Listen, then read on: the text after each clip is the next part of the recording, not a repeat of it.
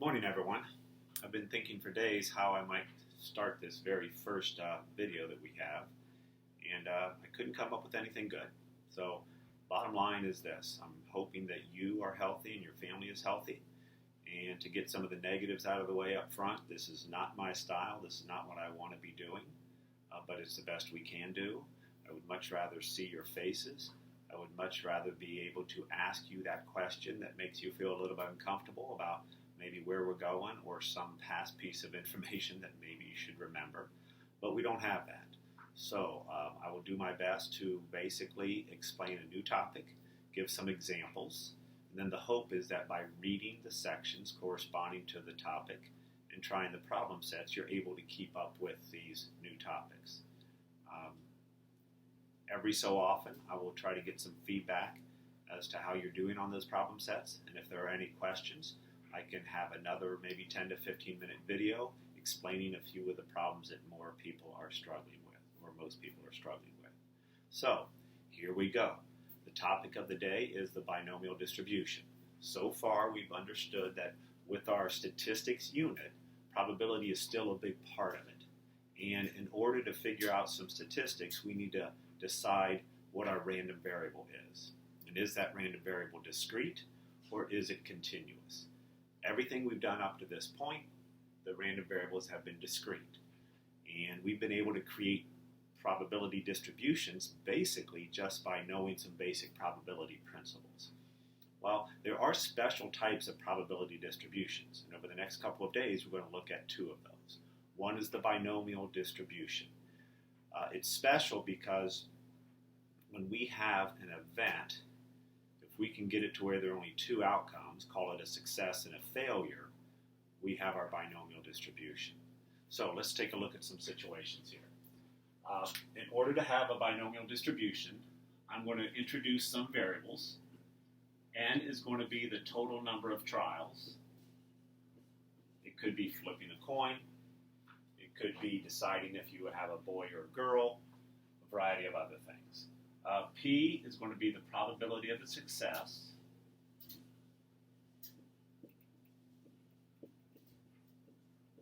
And then Q would be the probability of failure.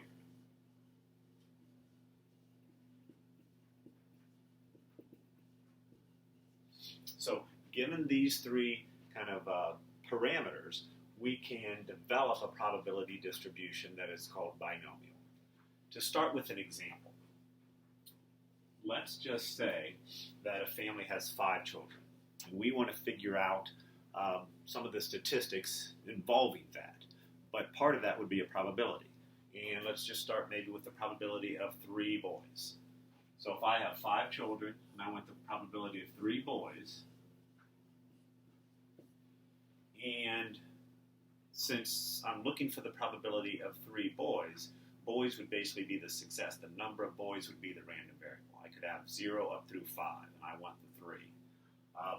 The probability of actually having 1 boy is over 51%, so I'm going to call it 52.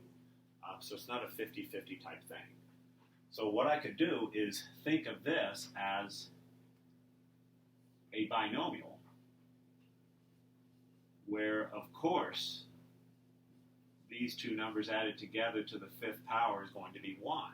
But if I expand it, we have what we could call our probability generator, which I think we might have studied a little bit last year. Now, if I do expand it, it's going to involve some combinations, and I'm going to use this notation. 5 choose 5, which we know is just 1, times 0.52 to the 4th. 0.48 wouldn't be there. And actually, that would be to the 5th, sorry. Plus 5 choose 4, 0.52 to the 4th.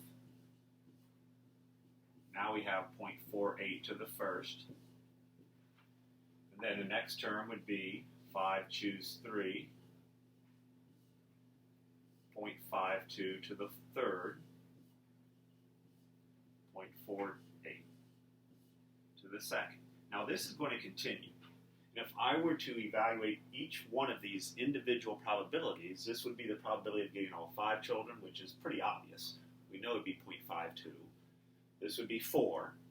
And the reason we have this combination, you might remember, is we could have all 4 boys first and then 1 girl, but that girl could be put into any one of those positions. So we have a lot of different options there. And the same thing with this one. Now, as far as the answer to this question, the probability of 3 boys, of course, it's going to be this one. And I'm going to let you do that calculation. So whatever that happens to be, that's the probability of 3 boys if you figure the probability of 1 boy is 0.52, which would be considered a success, probability of a girl being 0.48. Now, when we look at this, what we can do is try to develop some formal notation involving a binomial distribution.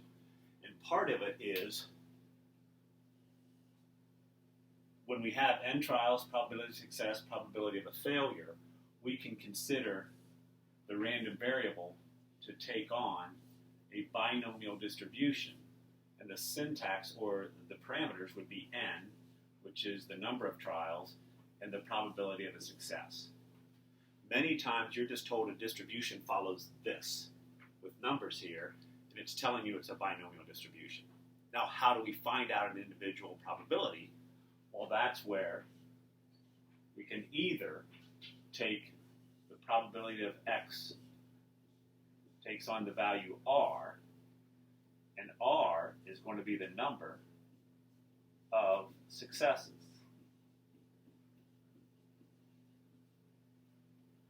Okay, and that will equal the combination of n choose r. I know in the text they're going to use that C notation for combination. I prefer this. It's going to be p to the r power, and q to the n minus r power. And I don't need that, we'll put it in there. So this is one way to find this probability. So in this example, I could just realize that this expression here is the same as this one. Now the other option is to use a calculator. And in the calculator, under the distribution menu, you're going to find a lot of different distributions, and one is the binomial. So if you see binom PDF, and use the syntax n, which is the number of trials, the probability of successes, and then how many successes you want. So in this situation, I could have done the probability for binom PDF of 5. The probability of a success is 0.52, and then I want 3 successes. That should also give you that number. So the calculator is a great way to find out some of these probabilities. Now the other thing we like to do, of course, is with statistics, is find the mean and the standard deviation. The mean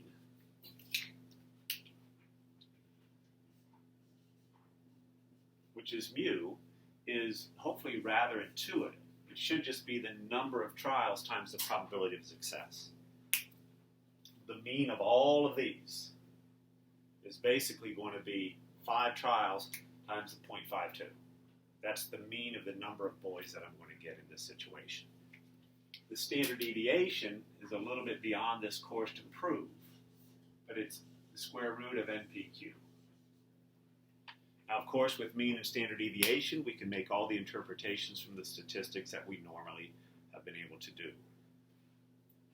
There is a little bit of a description and maybe a foundation of why this is true in the text. You might want to read that. But again, the mean is going to be NP.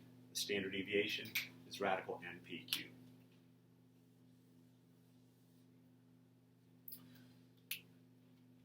One final little piece. With this binomial PDF in the calculator, you're also going to see binom CDF. And if you were all here, I would probably ask you, what do you think that means? Well, the CDF involves a cumulative. So maybe I want the probability of having at least 3 boys. Well, of course, that's going to be 3 boys, 4 boys, or 5. So you could calculate it separately. But as you get more and more trials, you can use the accumulative, but it's a little bit different syntax here. And what it's going to do is start with the probability of none of them. So you might want to experiment on the calculator with that a little bit, and I'll let you try that. So that's the first lesson. Please, once I send this out, if it works and you can see it and read it or watch it, send feedback. If these aren't very helpful, I don't have to continue doing them. Hopefully the first one, it wasn't too bad. I know you can now see me. I wish I could see you, but as I said, as long as you're healthy, your family's healthy, and you can make progress, before you know it, we will be done with our new content. And then after that, we'll figure out a way to get ready for the eventual IB test. Thank you, and have a great day.